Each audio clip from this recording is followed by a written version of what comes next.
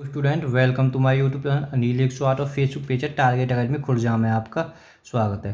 बेटा ये मूल विधि की तीसरी वीडियो है। हम आपको डेली 20 वीडियो करा रहे हैं और उनसे महत्वपूर्ण फैक्ट भी बेटा बता रहे हैं। तो आपको ये सारी वीडियो प्ले लिस्ट में मिल जाएंगी जाके देखो। और बेटा यूपीएसआई में जितने आज तक प्रश्न पूछे हुए हैं सब आपको कराए जा रहे हैं, ठीक है। जितने प्रीवियस वर्ष में पूछे हुए हैं देखो, निम्न अपराधों में से किस अपराध के लिए भारतीय दंड संहिता के लिए मृत्युदंड संभावित है, यानी उसमें मृत्युदंड मिल सकती है। बेटा कि यूपीएसआई 2017 में पूछा प्रश्न था। देखो धारा 122, ठीक है, भारत सरकार के विरुद्ध युद्ध छेड़ने के उद्देश्य से हथियार जमा करना, लोग इत्यादि जुटाना, ठीक है। पहले तो याद होना 122 का मतलब ये है, ठीक है। पर बेटा इसमें मृत्युदंड का प्रावधान नहीं है 122 धारा में। इसमें ज़्यादा ज़्यादा 10 साल की कैद हो सकती है या किसी व्यक्ति को आजीवन कारावास हो सकती है, ठीक है। ये तो हमारा सही नहीं है। अब इसे देखें धारा 194। देखो हम बेटा पहले इसका फैक्ट आया भी था एक प्रश्न में, तो हमने बता दिया था 194 मृत्युदंड से संबंधित है, ठीक है। तो हम इसे जल्दी से भी चाहें तो कर सकते हैं। इसका सी ठीक हो जाएगा, केवल बी ठीक। थोड़ा सा पढ़ लेते हैं। ऐसे झूठे सबूत गढ़ना या पेश करना जिससे किसी व्यक्ति की मृत्युदंड हो सके, यानी किसी निर्दोष व्यक्ति पर अपराध जड़ देना जिसके कारण उसे मृत्युदंड की सजा हो, ठीक है। झूठे केस में फंसाना 194। तो इसका सी ठीक हो जाएगा। अब बेटा व्याख्या क्या करनी, व्याख्या आप पढ़ सकते हो, ठीक हो। 42वें प्रश्न की ओर से देखो बेटा, भारतीय दंड संहिता का कौन सा अध्याय वातावरण को स्वास्थ्य के लिए हानिकारक बनाने के लिए जुर्माने से संबंधित है, ठीक है। कौन सा अध्याय है, ठीक है। तो वातावरण है, तो बेटा ये अगर सोचें हम विकल्प में बेटा अध्याय तुम्हें पता 23 होते हैं, ये सी और बी विकल्प तो होएगा नहीं क्योंकि इसमें 27 हैं और बेटा इसके अनुसार 24 है। और कुल अध्याय आप पढ़ चुके हो कितने हैं भारतीय दंड संहिता में, 23 अध्याय हैं, ठीक है। हमारा इसका ये आंसर ठीक हो जाएगा, ठीक है। और अगर हम चाहें इसमें 16 के बाद जाते हैं, बेटा 16 में किसका वर्णन है, मानव के शरीर को प्रभावित करने वाले अपराध, ठीक है। हमने कल इस वीडियो में आप थोड़ा सा बताया तो पहली वीडियो को देख लें।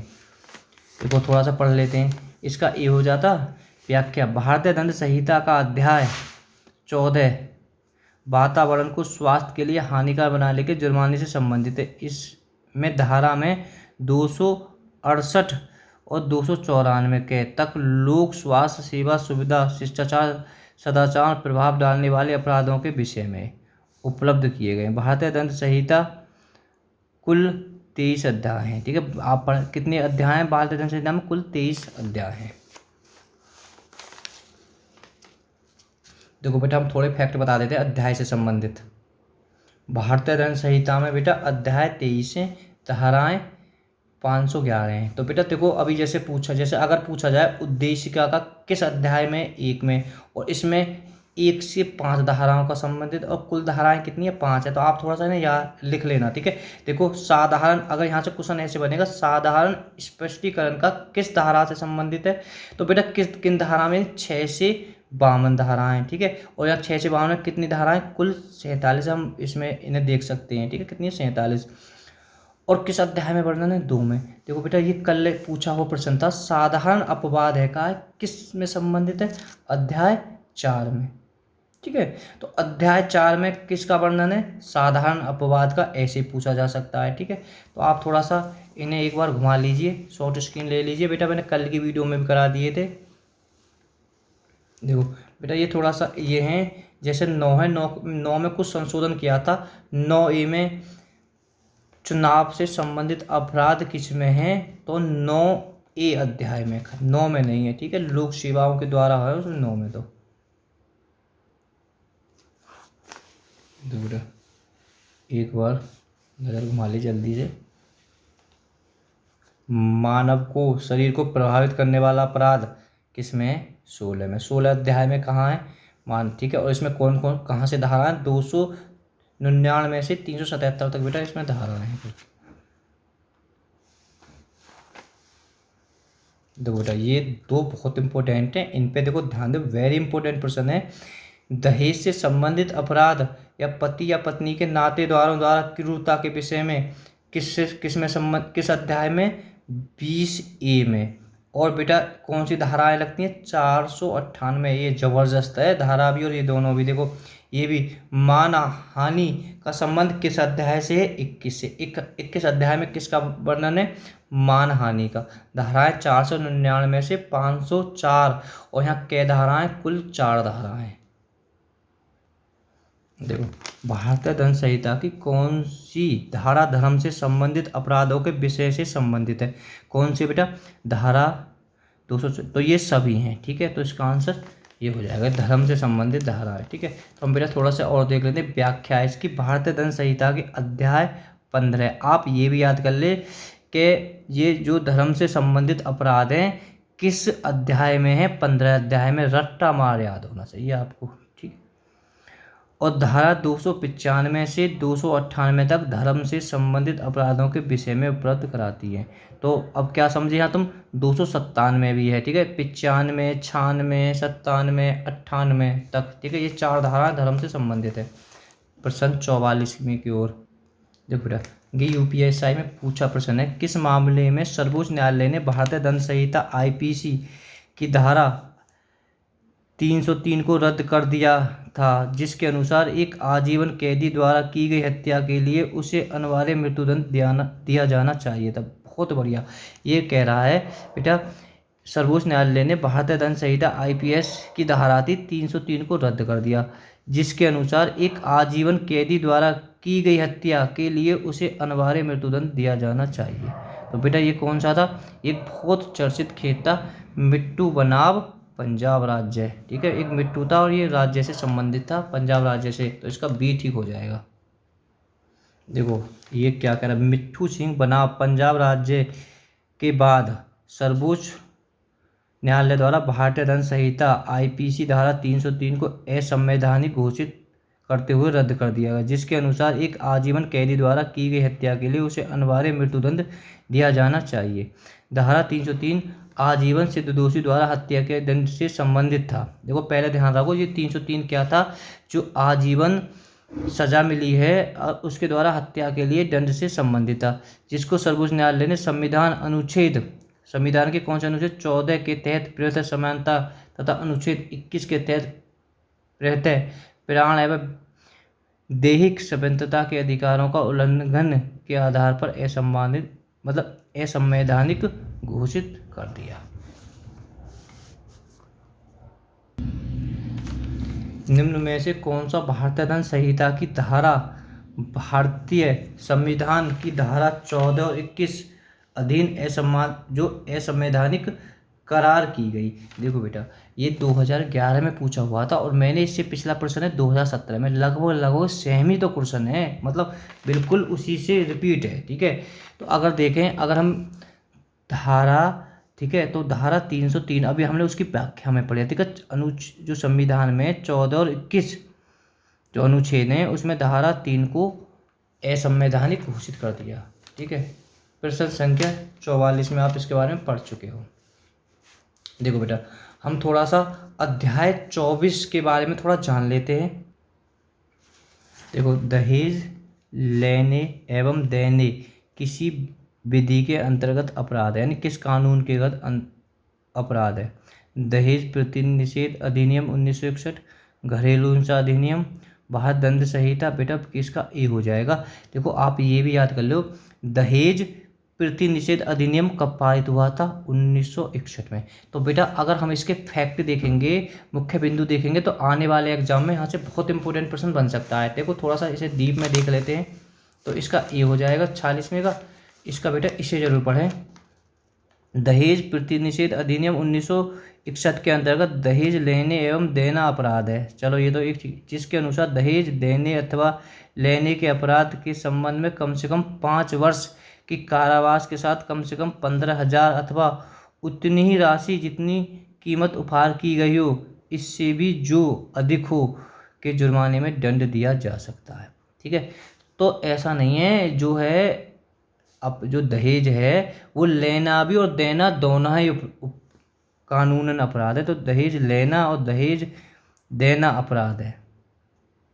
तो कितने सज़ा कै वर्ष की हुई? कम से कम 5 वर्ष की सज़ा हो सकती है, 15,000 जुर्माना, और जो मतलब जो सामान दिया है उससे भी ज़्यादा धनराशि हमें चुकानी पड़ सकती है। जैसे हमने टीवी, फ्रिज जो भी शादी में दिए हैं। देखो, दहेज अपराध, तो पहले धारा 304 भारतीय दंड संहिता की विवेचना किसके द्वारा की जाती है। बहुत जबरदस्त, ये तुम्हारे लेवल का प्रश्न है बेटा।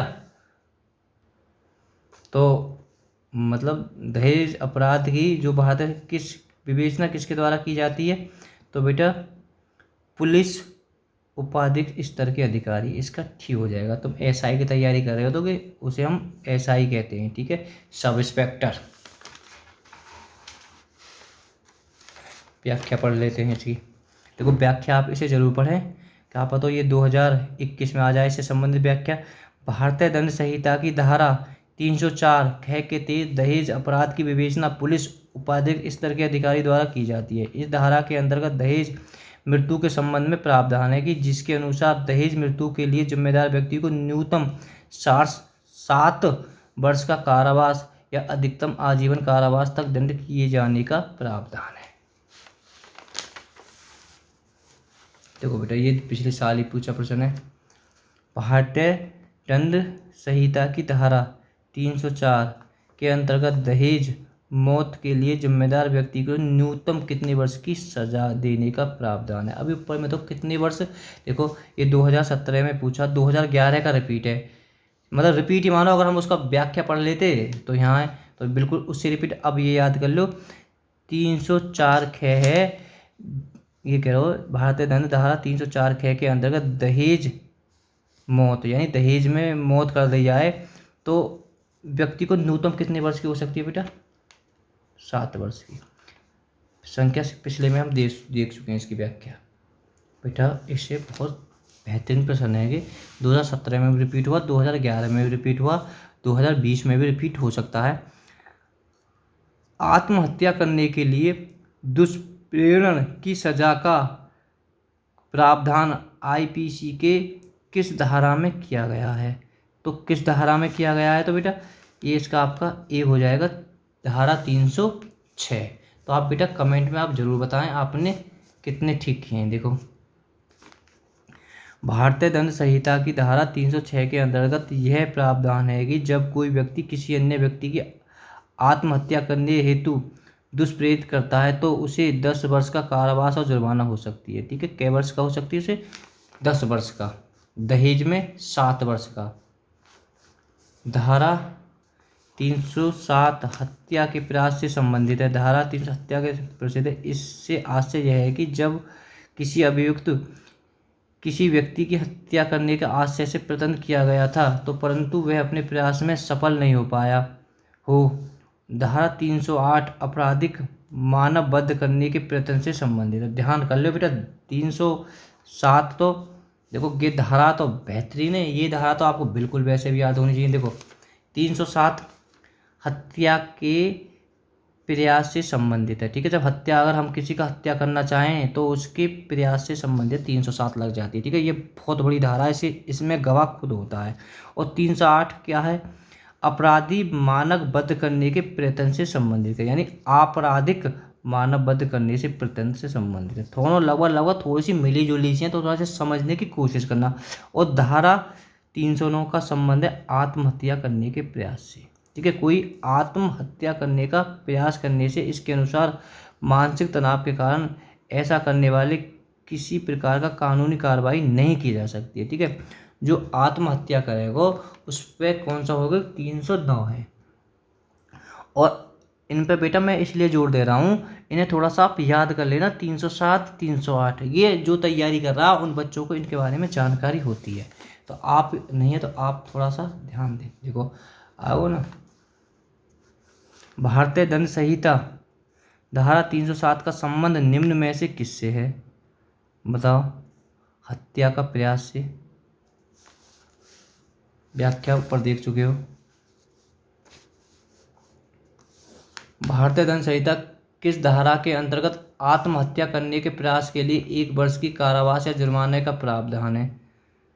बढ़िया है, तो बेटा 51 में का क्या हो जाएगा, बी 309 नो, मतलब उस पे होगा जो आत्महत्या करने का प्रयास के लिए 1 वर्ष का कारावास है। जो खुद आत्महत्या करने को प्रयास करे उस व्यक्ति पर, अगर वो आत्महत्या कर ले तो किसी दूसरे व्यक्ति पर कोई केस ना चले, वो बच जावे आत्महत्या करते समय। तो जबरदस्त प्रश्न है बेटा ये सब। ये प्रश्न तो देख लिया इसका। राज्यसभा ने 8 अगस्त 1916 को मानसिक स्वास्थ्य सेवा विधेयक को पारित करके कौन से कृत्य को अपराध श्रेणी से अलग कर दिया? तो बेटा किसे कर दिया? आत्महत्या के प्रयास का अपराध। ठीक है, तो ये कोई अपराध नहीं है, आप पैसे भी से लगा सकते हैं। चलो व्याख्या देख लेते हैं। राज्यसभा द्वारा 8 अगस्त 1916, इस सन को आप याद कर लें। ठीक है, कब हुआ था? 8 अगस्त 2016 को मानसिक स्वास्थ्य सेवा विधेयक को पारित किया गया, जिससे आत्महत्या के प्रयास को अपराध श्रेणी से अलग कर दिया गया। विधेयक के अंतर्गत मानसिक रूप से अस्वस्थ व्यक्ति के लिए आवश्यक स्वास्थ्य सेवा प्रदान करने के लिए उनके अधिकारों के संरक्षण और संवर्धन के साथ ऐसे व्यक्ति के मानसिक समस्याओं के उपचार व देखभाल की व्यवस्था की गई है। बढ़िया है बेटा। वीडियो पसंद आए तो लाइक करना, चैनल को सब्सक्राइब करना, वीडियो को जो तुम्हारे खास हैं उनके पास में शेयर करना। और बेटा हमारी ये सारी वीडियो प्ले लिस्ट में मिल जाएंगी। ऊपर लिखा हुआ होगा मूल विधि, मूल विधि हिंदी में सपा सपा लिखा होगा बेटा, मूल विधि। अगर उसमें क्लिक करोगे तो आपको उसमें ही सारी वीडियो मिल जाएंगी। कौन सा बिल्कुल सही है एकदम? भारतीय दंड संहिता की धारा यह कहती है कि किसी अपराध को दंड करने के लिए केवल राजी हो जाना ही अभियुक्त को दंड देने का पर्याप्त है। बड़े ध्यान से समझना इस बात को। एक बार रिपीट करता हूँ, भारतीय दंड संहिता की एक धारा यह कहती है, अब धारा का नाम तो लगाओ ना, कोई भी धारा, एक धारा यह कहती है कि किसी अपराध को करने के लिए केवल राजी हो जाना ही अभियुक्त को दंड देने के लिए पर्याप्त है। बिल्कुल सही, केवल राजी हो जाना, भाई अपराध करने के लिए राजी हो जाना ही। अगर सीधी बात है, हाँ सही है कि बात तो ठीक है भाई, एक नॉर्मल बात है कि भारतीय दंड संहिता की एक धारा यह कहती है कि आत्महत्या की कोशिश एक अपराध है। भाई अभी आपने पढ़ा होगा, ये भी एक अपराध है आत्महत्या की, पर इसमें सजा नहीं है। आत्महत्या की अपराध उसे है पर, लेकिन अब ये खत्म कर दिया है। ठीक है, तो आप ऊपर पढ़ भी चुके हो इसके बारे में। तो इससे क्या मतलब है, ए और बी दोनों ठीक है बेटा। तो इससे क्या हो जाएगा, इसका आंसर सी ठीक हो जाएगा। सी। देखो हम व्याख्या पढ़ेंगे तो व्याख्या बड़ी इंटरेस्टिंग है इसकी व्याख्या। व्याख्या, भारतीय दंड संहिता के संदर्भ में दोनों व्यक्ति सही हैं। देखो आंसर इसका सी हो जाएगा। भारतीय दंड संहिता धारा 120 के यह कहती है किसी अपराध को करने के लिए केवल राजी हो जाना ही अभियुक्त दंड देने के लिए पर्याप्त है। ठीक है, भारतीय दंड संहिता की धारा 309 के आत्महत्या की कोशिश करना एक अपराध है, इसके लिए विकल्प सी सही है। मतलब 1 वर्ष की सजा हो सकती है, आप ऊपर पढ़ चुके हो। आईपीसी धारा 310 में गहरी चोट में कितने प्रकार के चोटों को सम्मिलित किया गया है? तो बेटा कितने प्रकार के चोटों को सम्मिलित किया गया है? तो डी, 8 प्रकार के चोट। तो इसका आंसर डी हो जाएगा। देखो पढ़ लेते हैं इसके बारे में व्याख्या।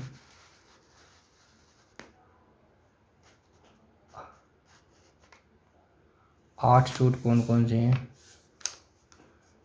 किसी भी अंग या जोड़ का विच्छेद, ठीक है, अलग हो जाना किसी अंग का, ठीक है, पुष्टिपहरण, किसी भी कान की दोनों में से स्वर्ण शक्ति को स्थायी विच्छेदन, किसी भी नेत्र दोनों में से, ठीक है, सिर या चेहरे पर किसी भी अंग या जोड़े के अस्थायी स्थायी नाश, ठीक है, दांत या हड्डी से संबंधित है ऐसा कोई भी उपहति जो जीवन को संकटावन, ठीक है, संकटापन करता है, जिसके लिए कारण उपहित 20 दिन तथा तीव्र शरीर पीड़े में रहता है, यह मामूली काम करना भी असंभव रहता है।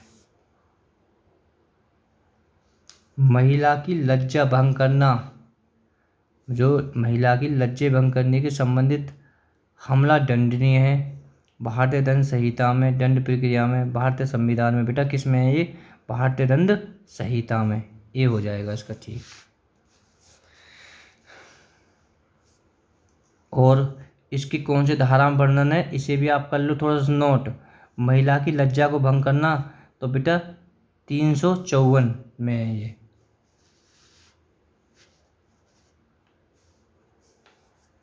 एस वरदराजन बनाम स्टेट का संबंध निम्न में से किससे है? बहुत जबरदस्त। तो बेटा किससे है? धारा 300 देखो कर लो ना इसे। एस वरदराजन बनाम स्टेट का संबंध निम्न में से किससे है? तो बेटा इसका संबंध है सी धारा 323 आईपीसी में। देखो थोड़े से पढ़ लेते हैं। एस वरदराजन बनाम स्टेट का संबंध जो संबंध है धारा 363 से है। इसके अंतर्गत व्यवहार के लिए दंड का प्रावधान किया गया है। बेटा ये एग्जाम फैक्ट है, थोड़ा सा याद कर ले। ये कुछ विवाद हैं, हम बात को विवाद भी कह सकते हैं। रैग बनाम गोविंद जो विवाद है 1876 में हत्या और आपराधिक मानव हत्या में अंतर किया गया था। बिरसा सिंह, अभी ऊपर पढ़ते थे, बिरसा सिंह बनाम पंजाब राज्य की एक विवाद है 1958 का, संबंध है हत्या से। KM नावटी बनाम महाराष्ट्र एक राज्य विवाद है 1962 का, संबंध धारा 300 के शब्द। ठीक है, तो इसका। और एक है बच्चन सिंह बनाम पंजाब राज्य विवाद। ये सर्वोच्च न्यायालय ने निर्णय दिया कि मृत्युदंड की सजा बिल्ले को विरलतम मामले में ही दी जा सकती है। तो ये कुछ चर्चित केस है, तो एग्जाम पॉइंट है, आपने याद कर लेना। भारतीय दंड संहिता की धारा 359 374 किन कृत्यों से संबंधित है? तो बेटा किन कृत्यों से? देखो 359 से 374 तक बिल्कुल याद करो। अपहरण, बहला फुसलाकर भगा लेना, गुलामी और जबरन मजदूरी कराना। तो इसका बी ठीक हो जाएगा। व्याख्या।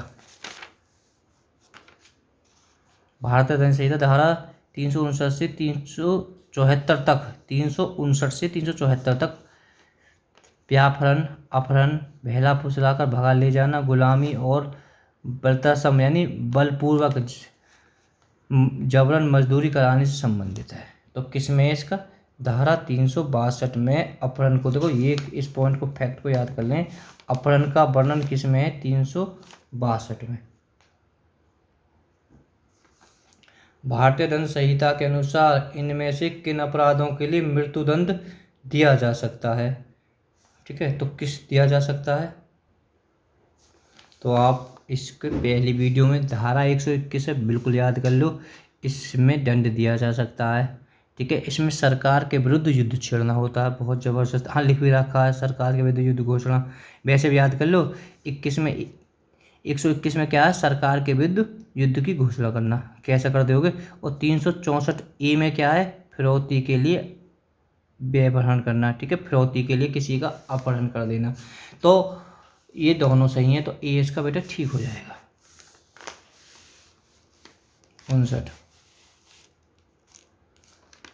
भारतीय दंड संहिता की धारा 375 और 376 के विषय में है। तो बेटा क्या है, थोड़ा वीडियो को रोककर करने की कोशिश करें। इस प्रश्न को आप पढ़ चुके हैं पहले भी। तो बेटा 375-76 में है बलात्कार सहित दूसरे यौन से अपराध करना।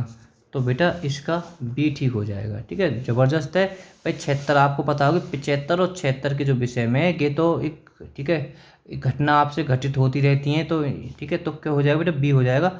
बलात्कार सहित दूसरे यौन से अपराध करना, इसका बी ठीक हो जाएगा। देखो व्याख्या बेटा पढ़ लेते हैं।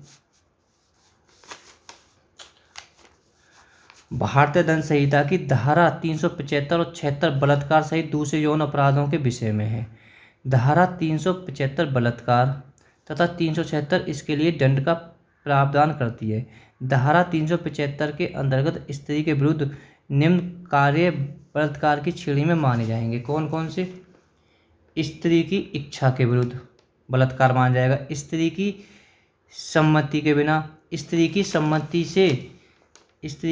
से जबकि उसकी सहमति उसे या ऐसे किसी व्यक्ति को जिसे वह हितविद्ध है और मृत्यु या उपहत्या के भय डालकर अभिप्राप्त की जा सकती है। मतलब कहने का मतलब है स्त्री की ज़बरदस्ती सहमति करा ली जाए किसी डराकर या धमकाकर, मतलब जिससे उसकी मृत्यु हो जाए। और बेटा चौथा फैक्ट है इसका,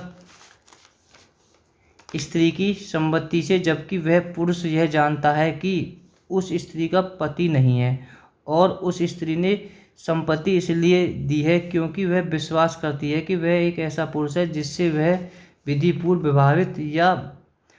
विवाहित पत्नी होने का विश्वास करती है। तो बेटा आप इस बात को समझ लो, ठीक है। तो आप ये आपके बात समझ में आ रही होगी। बाद में वो शादी की मना कर दे तो ठीक है, तो भी ये 375-76 का केस बनेगा। बढ़िया। स्त्री की सहमति से जबकि वह विकृत चित्त या मत, देखो यहाँ में भी स्त्री की सहमत है जबकि वह विकृत चित्त या मत के कारण विकृत परिणाम को समझने में असमर्थ है, ठीक है। यानी बाकी सहमति तो है लड़की पर, लेकिन वो उसको समझने में असमर्थ है। मत यानी ठीक है झूठ के कारण, झूठ प्रकृति के कारण।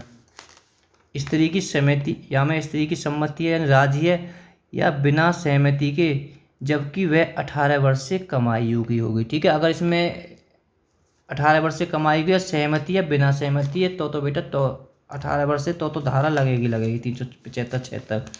जब वह स्त्री संपत्ति संशोधित करने में असमर्थ हो, ठीक है। तो इन फैक्ट को बेटा थोड़ा याद कर लें क्योंकि ये एसआई में ऐसे केस ज़्यादातर आते रहते हैं। लूट मार, हत्या, डकैती, ये 3-4 केस है। एक तो हत्या आती है, एक बलात्कार और एक चोरी यानी लूट मार। भारतीय दंड संहिता 376 नीचे दिए गए विकल्पों में से किससे संबंधित है? दहेज मृत्यु, हत्या, बलात्कार, कन्या भ्रूण हत्या। तो बेटा बलात्कार से आप ऊपर पढ़ जाए। 376 का क्या मतलब है? बलात्कार। देखो अब 77, 75, 76 पढ़े, 77 देखो कितने ज़बरदस्त है। हम बेटा हाँ 61 को तो अगली वीडियो में कराएंगे बेटा आपको। Okay bye bye.